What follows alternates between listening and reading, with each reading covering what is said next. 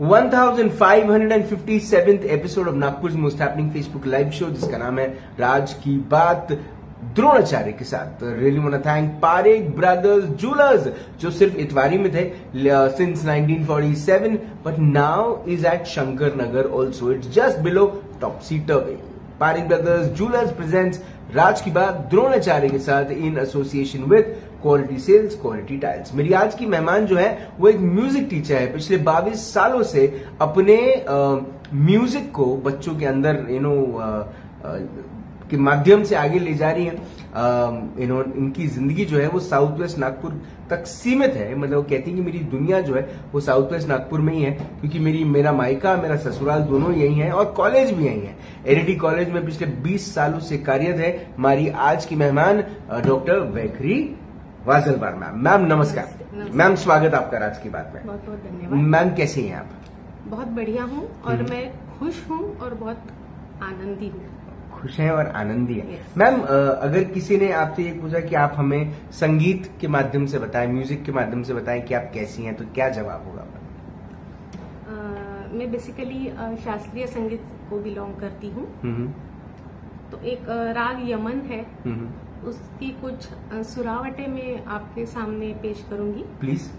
तो मुझे एक्चुअली तानपुरा चाहिए है। अच्छा। वो मेरे फोन में है। हाँ। जी।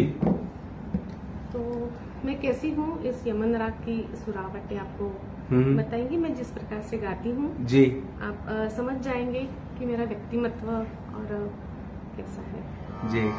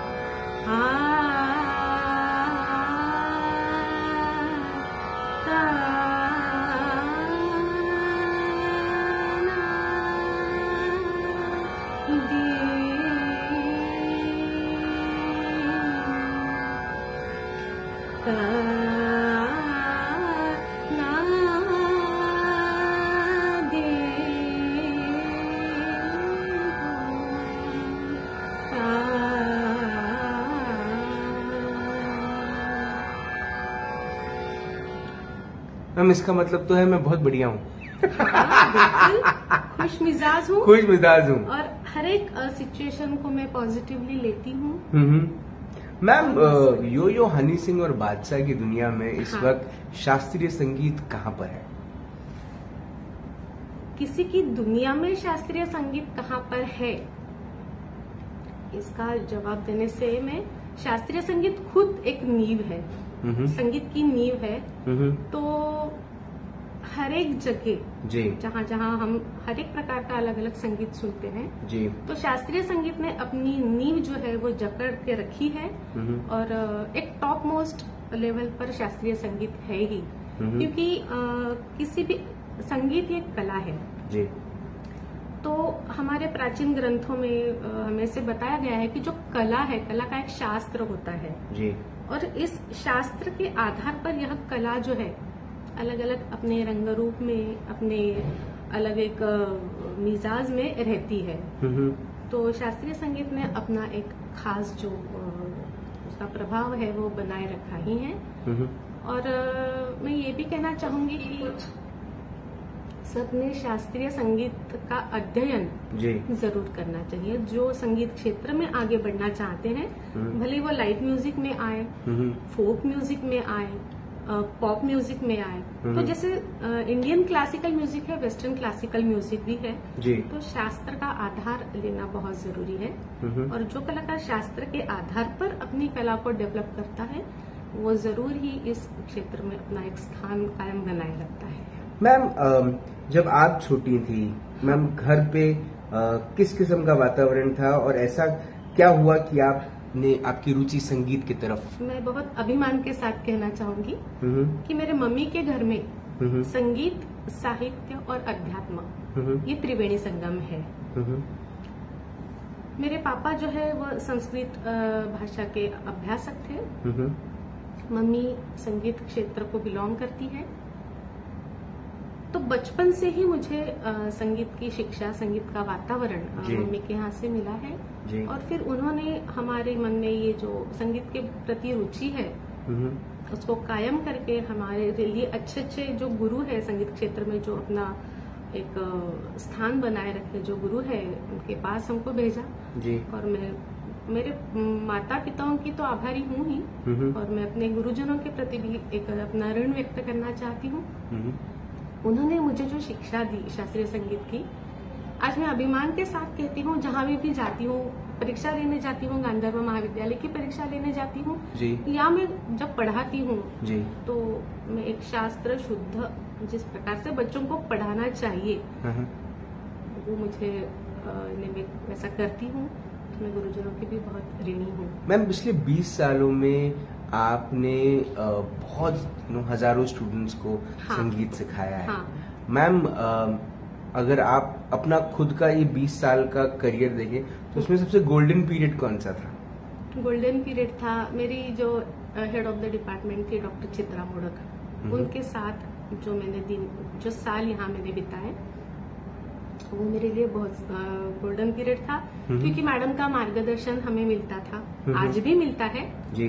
पर तब कैसे कि रोज हम कॉलेज में एक साथ हमारा आना, कुछ चर्चा करना, मैडम से कुछ सीखना, और सिर्फ गाने के तक ये सीमित नहीं था। मैडम हमारी खुद एक बहुत अच्छी शास्त्रीय गायिका है और ठुमरी गायिका है, नाट्य गीत, इन्हें सभी गीत प्रकार वो गाती है और बहुत बड़ी गायिका है इस क्षेत्र में। तो डिपार्टमेंट का काम भी कैसे करना है जी, एक कला के साथ साथ डिपार्टमेंट का भी काम कैसे करना है, और डिपार्टमेंट के साथ साथ कॉलेज को हमें कैसे आगे बढ़ाना है, तो ये मैडम से मैंने सीखा। तो ये मेरे लिए गोल्डन एरा रहा है। मैम, जब हम बात करते हैं संगीत को लेकर या संगीत म्यूजिक को अपने क्वालिफिकेशन में इंक्लूड करने की जो बात है, मैम इसमें बच्चे कितनी रुचि लेते हैं? लड़कियां कितनी रुचि लेती हैं? ये सवाल आपने बहुत अच्छा पूछा है। क्योंकि कॉलेज में जॉब करना इसका मतलब है वर्कलोड की तरफ देखना होता है। जब मेरे यहाँ फर्स्ट ईयर में बच्चे आते हैं जी, उसमें 50% बच्चे ऐसे होते हैं कि जिनको खुद से रुचि है संगीत क्षेत्र में, और कुछ बच्चे ऐसे होते हैं कि हमें वर्कलोड की जरूरत होती है, या फिर कुछ सब्जेक्ट्स के भी सीट्स होती है जी। पर कुछ बच्चे हमारी बात सुनकर म्यूजिक लेते हैं जी। तो मैं गर्व के साथ ये कहना चाहती हूँ कि जो बच्चे फर्स्ट ईयर में आई हैं, फर्स्ट ईयर में वो फर्स्ट टाइम सारे गामा पा धा नि सा जब सीखती है, फाइनल ईयर में जब जाती है तो संगीत का जितना आवश्यक ज्ञान है उससे प्राप्त होता है। वो खुश होती है कि मैडम मैंने बहुत अच्छा किया कि मैंने म्यूजिक लिया है। तो ऐसा हमारा अच्छा एक्सपीरियंस है। मैम, कितना मदद करता है अगर आप म्यूजिक को अपने डिग्री क्वालिफिकेशन में इंक्लूड करते हैं, तो बेनिफिट्स क्या है? बेनिफिट्स तो देखिए, अभी मैंने पहले भी कहा कि संगीत एक कला है। एक ऑप्शनल सब्जेक्ट लेते हैं बच्चे तो भी ठीक है, पर कुछ बच्चे कैसे हैं कि अदर स्ट्रीम के भी होते हैं। तो मैं ये जरूर उन्हें कहना चाहूंगी कि अगर वो यूनिवर्सिटी लेवल पे अगर वो सब्जेक्ट नहीं ले पाते हैं, जो बच्चे लेते हैं वो तो बेनिफिशियरी रहते ही हैं। पर जो बच्चे कॉमर्स के हैं, साइंस के हैं, तो उनके लिए हम लोग सजेस्ट करते हैं कि गांधर्व महाविद्यालय मंडल जो है जी, अखिल भारतीय गांधर्व महाविद्यालय मंडल, जो कि संपूर्ण भारत में तो उसकी एग्जाम्स होती ही है, पर अमेरिका और कनाडा में भी होती है जी। तो हम लोग उनको ये सजेस्ट करते हैं कि आप गांधर्व महाविद्यालय के क्लासेस लगाकर आप संगीत के क्षेत्र में आपका पदार्पण कर सकते हैं। और इसके लिए हमने हमारे कॉलेज में ही एक एकेडमी खोली है, जिसके माध्यम से हम बच्चों को शास्त्रीय संगीत, सुगम संगीत, जो कि कोर्स में संगीत नहीं ले सकते, डांस, तो ये सब जो कलाएं हैं ये हम उन्हें पढ़ाते हैं। मैम, सबको इंतजार रहता है जो एनुअल फेस्ट होता है हाँ। एलईडी कॉलेज का, हाँ। और उसमें मैम जो आपका योगदान रहता है, हाँ। मैम उसको लेकर सबको इंतजार रहता है। हाँ। आप कितनी उत्साहित रहती हैं? मैं तो बहुत उत्साहित रहती हूँ, क्योंकि जब एनुअल फेस्ट का जब अनाउंसमेंट होता है जी। तो पहले बच्चा आकर पूछता है, मैडम हमको ना म्यूजिक कंपटीशन में भाग लेना है जी, और हमको ये गाना गाना है। और आजकल तो कराओके का पूरा जमाना है, तो मैं अचंभित रहती हूँ बहुत बार कि जो बच्चे म्यूजिक सीखे नहीं है but they are good listeners जी, तो इतना प्रॉपर वो कुछ जो गाना उनको पसंद है कराओके ट्रैक पे इतना अच्छे से वो प्रिपेयर करके आते हैं। थोड़ा पॉलिशिंग की जरूरत उनको जरूर होती है जी। तो जब मैं ये देखती हूँ कि बच्चे खुद से आते हैं, खुद से अपना इंटरेस्ट दिखाते हैं, और ये ऑल ओवर डेवलपमेंट के लिए ये फेस्ट होता है, पढ़ाई को थोड़ा बाजू में रख के। तो इसमें तो हमारे कॉलेज का बहुत बड़ा योगदान है, हमारे प्रिंसिपल मैडम का, कि जो हमें हमेशा इनकरेज करते रहते हैं, और उनके पास भी अलग अलग आइडियाज होती है कि how can we introduce our students so they can grow। तो बहुत मैं खुश रहती हूँ और बहुत उत्साही रहती हूँ, क्योंकि बच्चों का आनंद देखती हूँ और मैं ये महसूस करती हूँ कि ये फेस्ट के बाद जरूर बच्चों में कुछ ना कुछ परसेंटेज में उनकी एक ग्रोथ हुई है, वो हैप्पी है, उनको कुछ अच्छा सीखने को मिला है। मैम जब हम विद्या की बात करते हैं, हाँ। तो हम उसको कहीं ना कहीं सरस्वती से भी जोड़ते हैं। सरस्वती माँ के हाथ में एक वीणा है ना, और वो संगीत को कहीं ना कहीं एक डिनोट करता है। मैम लेकिन जब बात और संगीत सीखना ये हमारी संस्कृति में है, ये हमारे संस्कारों में है, लेकिन अब जो ध्यान है वो ज्ञान की तरफ ज्यादा है, ज्ञान वो भी एकेडमिक्स। करेक्ट। तो क्या मैम, मुझे बड़ा अच्छा लग रहा है, मैं बहुत अच्छे तरीके से ये सवाल पुट अप कर रहा हूँ कि एक तरफ एकेडमिक्स को पढ़ाने वाले टीचर्स, हाँ। और एक तरफ म्यूजिक, हाँ। एक सब सब्जेक्ट पढ़ाने वाली अध्यापिका, किस तरह से देखा जाता है, किस तरह से देखा जाना चाहिए, हाँ। और इसका फ्यूचर क्या है? देखिए, मैंने पहले भी बताया था कि संगीत एक कला है।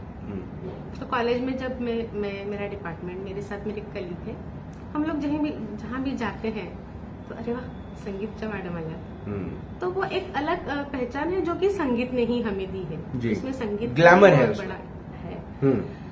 और रही एकेडमिक्स की बात जी, तो एकेडमिक्स में कैसा होता है कि एक पर्टिकुलर सब्जेक्ट होते हैं, बच्चे लेते हैं जी, उनको उस सब्जेक्ट में थोड़ी ज्यादा मेहनत करके, ज्यादा पढ़ाई करके मार्क्स लाने पड़ते हैं, और वो करना भी चाहिए जी। संगीत में भी वैसा है, पर संगीत का एक जो महत्वपूर्ण पहलू ऐसा है कि अगर इस संगीत को साथ रख कर अगर बच्चे एकेडमिक्स में पढ़ाई कर रहे हैं जी, तो वो जरूर उसमें बहुत ज्यादा प्रगति करेंगे, और उसको इन्हें सपोर्ट ही रहेगा संगीत का।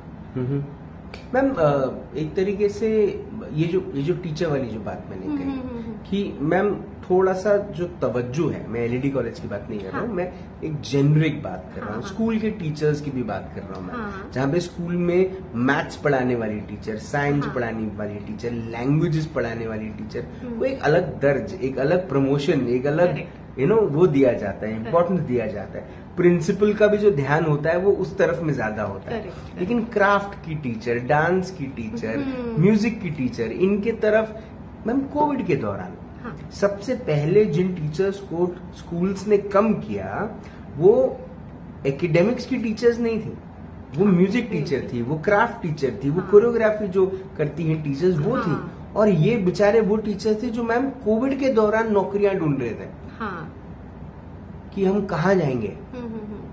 मैम इसके बारे में क्या सोचती हैं आप? अभी देखिए, ये तो कैसा हो गया कि ये एक शासन का भी भाग है, उसमें उस प्रिंसिपल का भी कुछ दोष नहीं है, हम ऐसा नहीं कह सकते, एक शासन की ही बात है। पर मुझे ऐसा लगता है कि कहीं ना कहीं ये जो चीजें हैं, संगीत है, क्राफ्ट है, इनको चालू रखना भी जरूरी है, क्योंकि ये आपकी मेंटल हेल्थ को सपोर्ट करता है जी।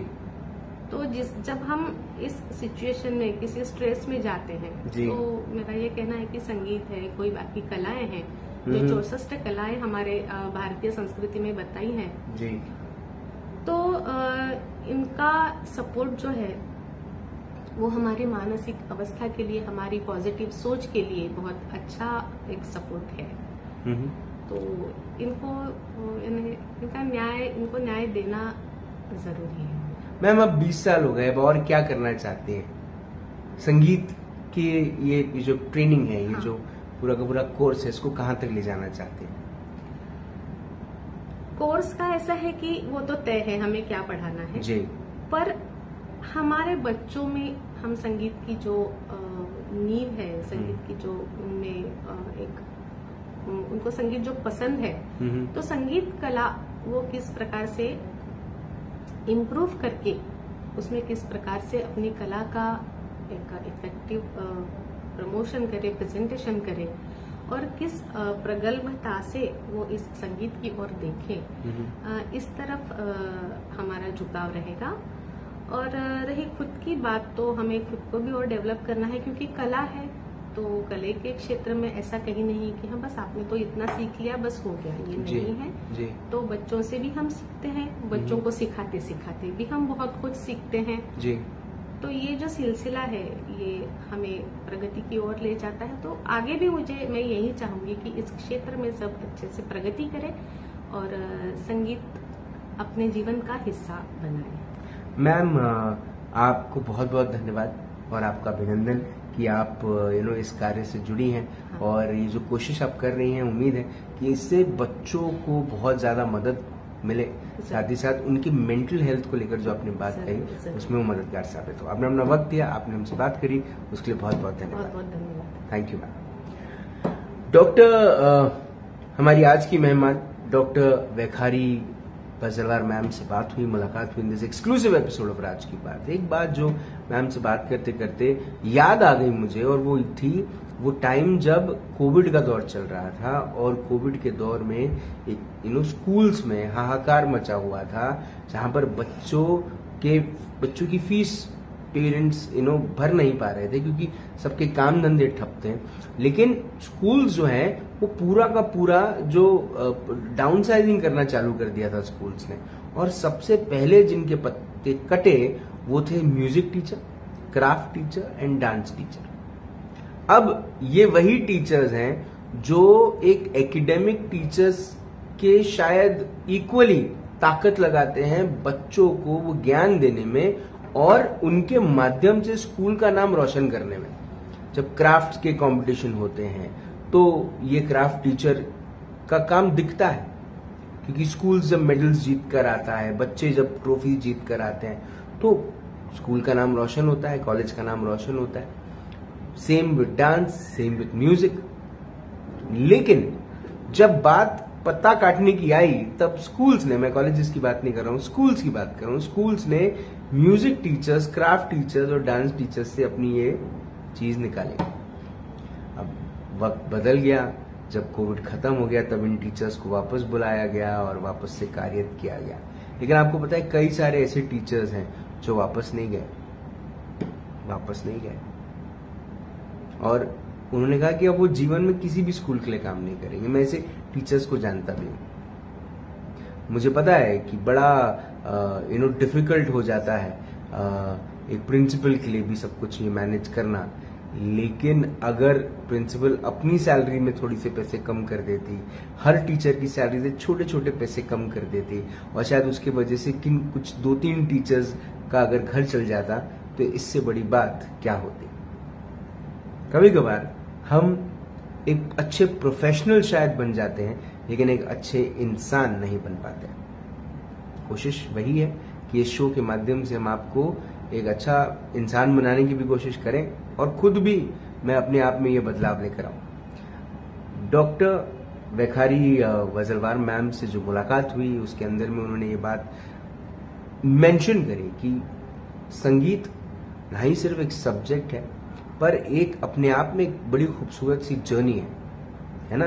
तो जो लोग मॉडर्न म्यूजिक सुनते हैं, अगर वो अपने नींव को, अपनी शास्त्र कला को नहीं जानते हैं तो उन्होंने जानना भी चाहिए, है ना। और साथ ही साथ संगीत जो है वो आपके मेंटल हेल्थ को इम्प्रूव करने में बहुत मददगार साबित होता है। आपसे फिर होगी मुलाकात इन राज की बात, तब तक जिंदा रहें। जय हिंद।